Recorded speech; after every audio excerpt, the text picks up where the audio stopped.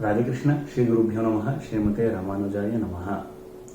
Welcome to Thirukkolur Penpillai Rahasyam, episode number 78.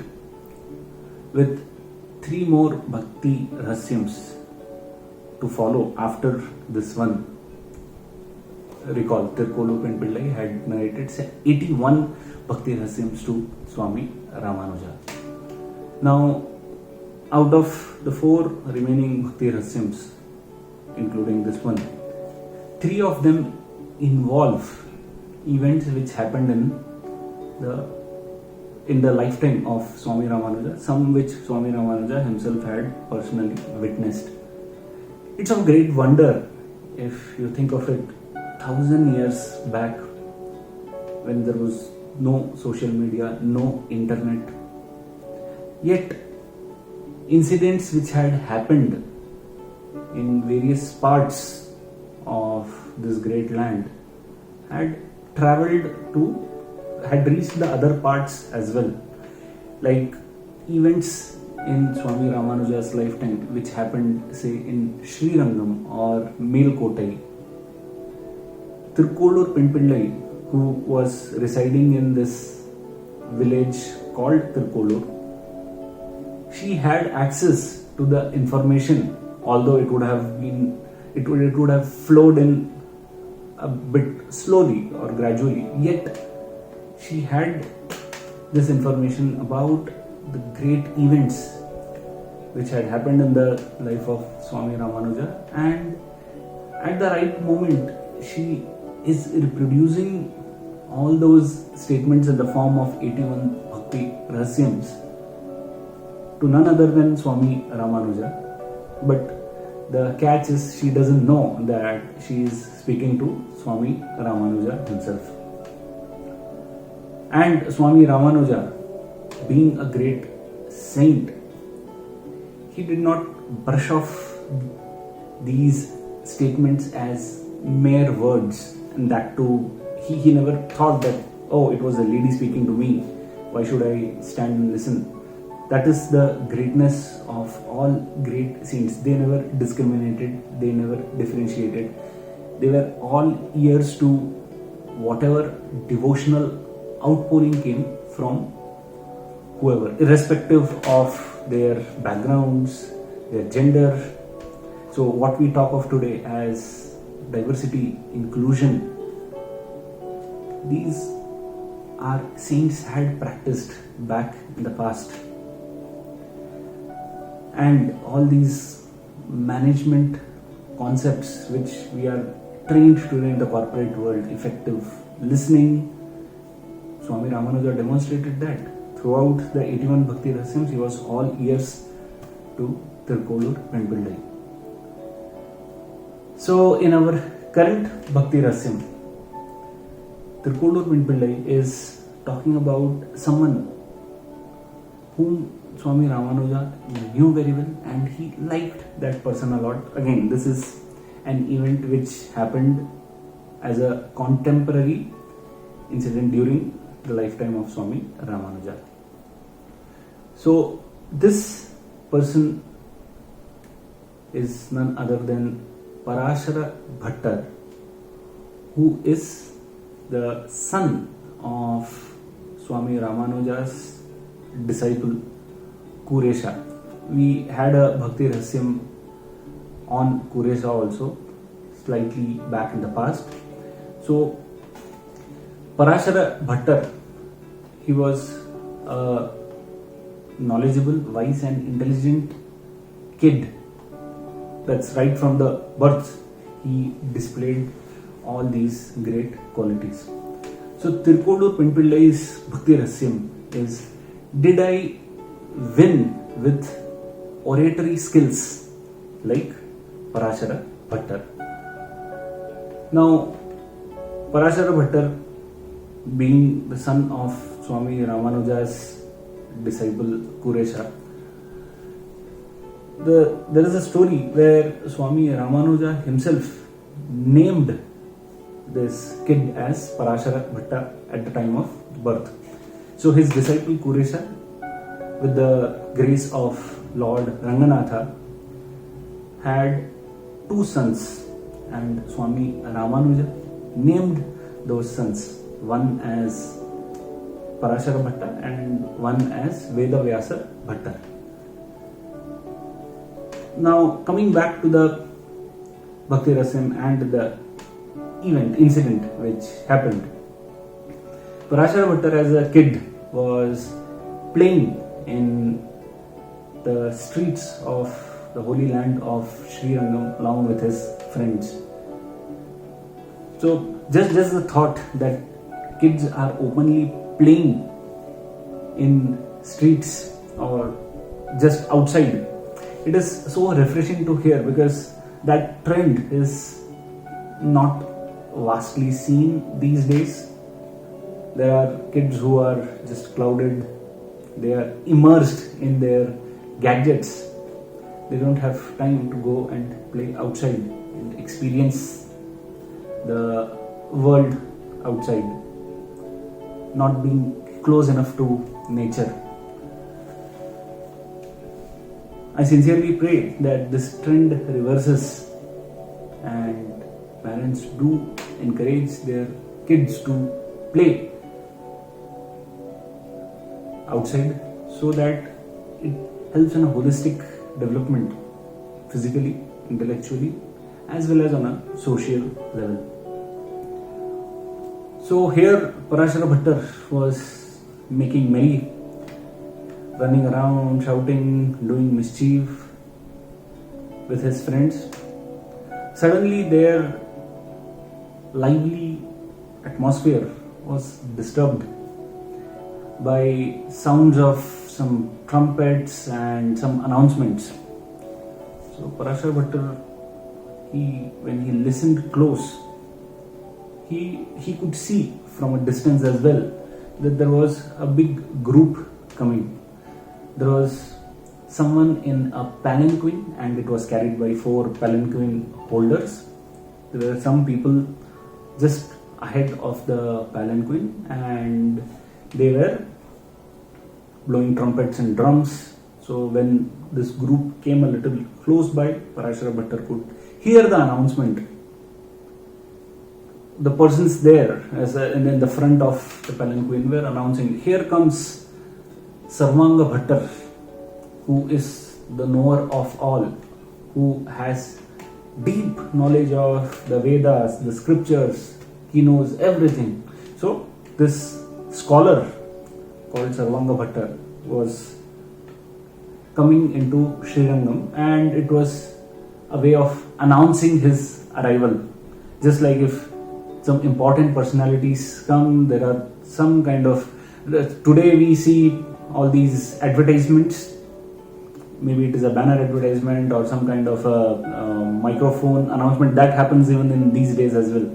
Some political party coming. So it was similar to this scenario where there were the disciples of this scholar Sarvanga Bhattar who were announcing his arrival.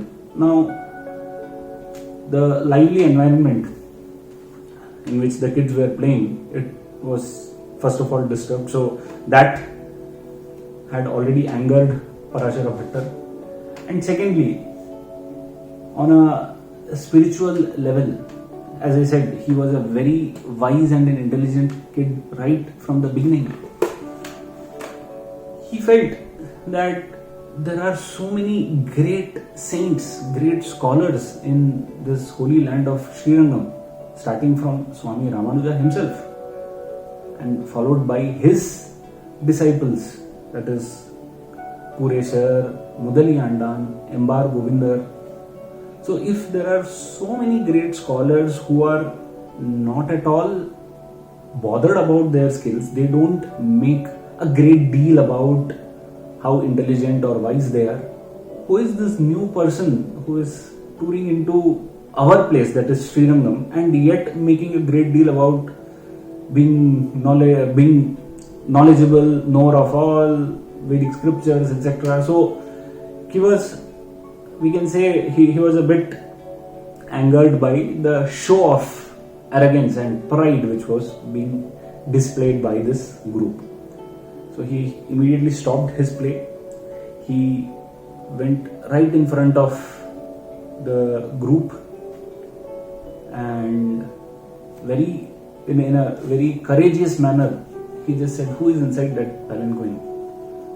Now, the disciples there were taken aback. They were not expecting this, and that too from a young kid.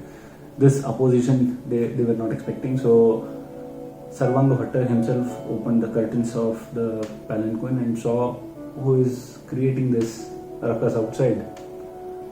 So he sees and he again laughs out in arrogance, seeing a small kid. He thinks, what is to be spoken to this small kid?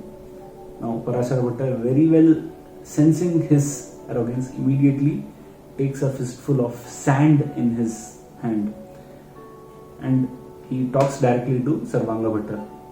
Your disciples are saying that you are the knower of all. Fine, just let me know what is the quantity of sand I am holding in my hand. To this, Sarvanga Bhattar is actually stumped. He has no answer. He is thinking, his mind starts thinking, because A, he was not expecting this kind of a question, and B, what answer is to be given to this kid? If he says it is just a fistful of sand, the child may say, "Oh, even I know it is a fistful of sand. How much quantity is in there?" Will he ask this kind of a question? Or should I directly say some kind of an answer about the quantity or the volume? So all these questions had all these thoughts started confusing Sarvanga Bhattar. All Parasara Bhattar had asked was a simple question: how much quantity of sand he was holding. So since Sarvanga Bhattar was taking time, his mind was clouded, Parasara Bhattar immediately says, "You are proclaiming yourself as a great scholar. You don't even know, or you are taking so much time to say that what I am holding is just a fistful of sand. That's all I was expecting." Now it was, as Sarvanga Bhattar was already stumped in hearing the question, he was equally perplexed in hearing the answer as well. So it's not that knowledge is the end to everything. Even putting that knowledge, putting all the pearls of wisdom into practical application in our day-to-day life, that is what matters the most. So here Sarvanga Bhattar accepted his defeat in front of this little wise kid, Parasara Bhattar. He immediately asked who this kid was, and when people told him, there was already a crowd which had surrounded there. So they said he is the son of Kuresha or Kura Talwan. And Kura Talwan was well known for his knowledge, intelligence, wisdom.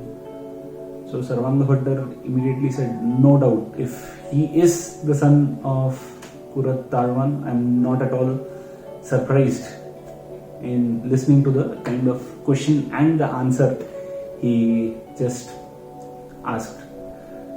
So lifting the boy from the ground, he placed him in his palanquin and he said, "Yes, Parasara Bhattar, I will not blow my own trumpets anywhere else. I accept my defeat." And saying that, he travels in the palanquin and drops Parasara Bhattar at his home. And hearing these stories, the women folk, they immediately come to protect the little kid.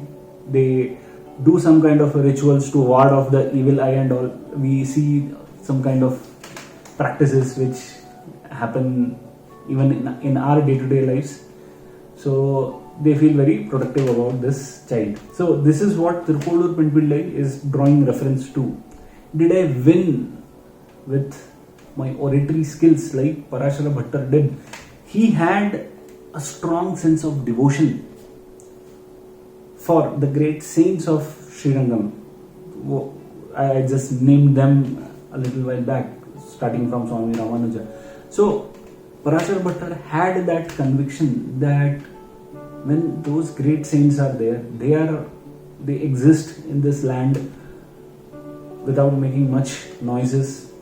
So with that courage, he could approach this so-called scholar, if we can say, and he defeated him with just one single question.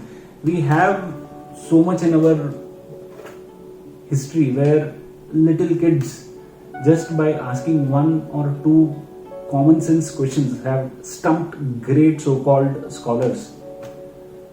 So Thirukkolur Penpillai feels that she is of no match in terms of wisdom, in terms of the faith which Parasa Bhattar possessed. So she says, did I win over with my oratory skills? As an addition, she feels that if she had great oratory skills, she was good in speaking, she could have expressed her problems to the Lord directly, the Lord of Thirukkolur.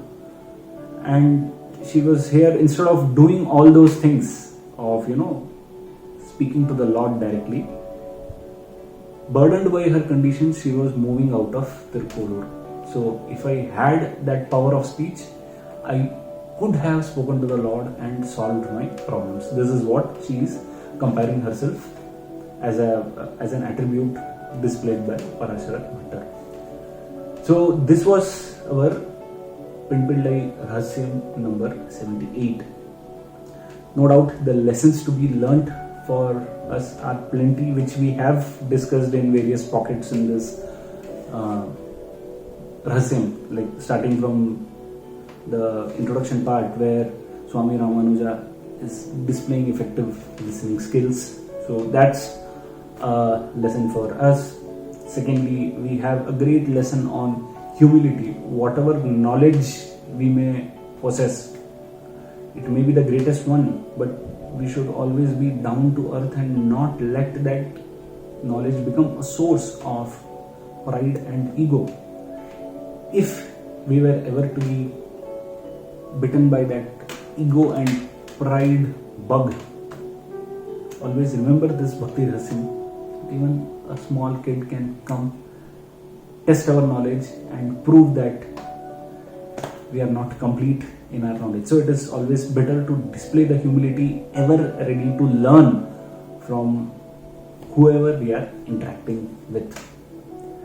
So that was the beautiful Bhakti Rahasyam number 78. Remember Parasa Bhattar. Stay blessed, stay devoted, and stay tuned for our next Bhakti Rahasyam.